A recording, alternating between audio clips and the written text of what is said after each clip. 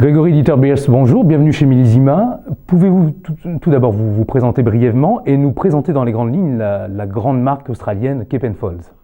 Tout à fait, je m'appelle donc Grégory José Dieter-Beers, je travaille pour le groupe viticole Treasury Wine Estates, groupe australien qui est propriétaire du domaine Penfolds, et j'ai la charge du développement commercial du marché français, tant que aussi le marché de l'Europe du Sud, l'Europe centrale et l'Europe de l'Est.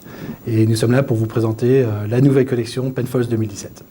Quelle est la particularité majeure, pour ne pas dire finalement l'ADN, le trait de caractère, la signature, la griffe des vins produits par Penfolds dans une gamme qui est quand même assez large, mais qu'est-ce que l'on retient de façon significative lorsqu'on boit un vin Penfolds? Penfolds est la marque iconique du vignoble australien, marque créée en 1843 par le Dr Christopher Rawson Penfolds.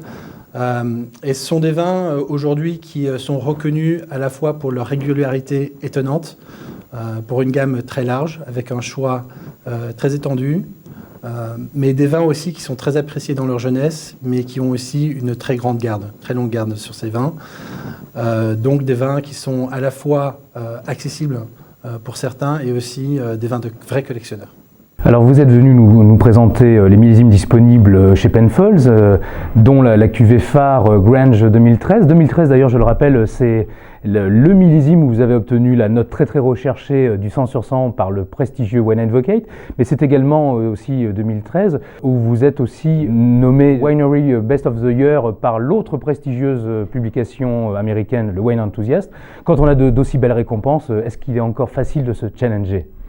Oui, tout à fait. Merci de l'avoir noté.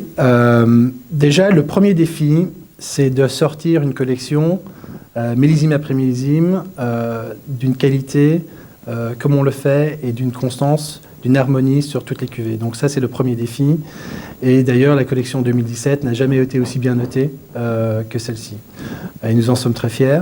Après ça, il y a toujours des défis et nous avons un public qui nous attend sur des cuvées entrée de gamme où il y a des évolutions constantes en termes de style.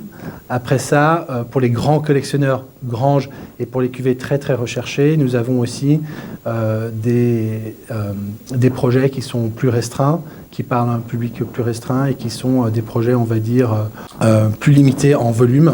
Donc par exemple, nous avons fait le lancement d'un projet qui s'appelle Penfolds G3, qui a été lancé le 15 octobre à Hong Kong et qui est un projet qui a été l'assemblage de 3 millésimes de Grange, 2008, 2012, 2014, pour la première fois dans une seule bouteille. Et ce projet s'appelle Penfolds G3.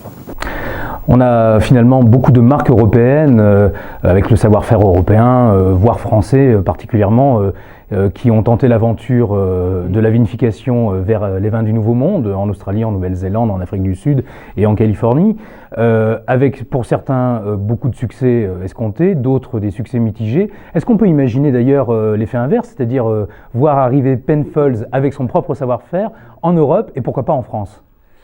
Déjà, c'est vrai qu'il faut se le rappeler, Penfolds fait partie d'un groupe australien, Treasury Wine Estates, qui est propriétaire de plus de 12 000 hectares dans le monde, sur beaucoup de vignobles, à la fois en Europe, en Californie, en Australie, en Nouvelle-Zélande.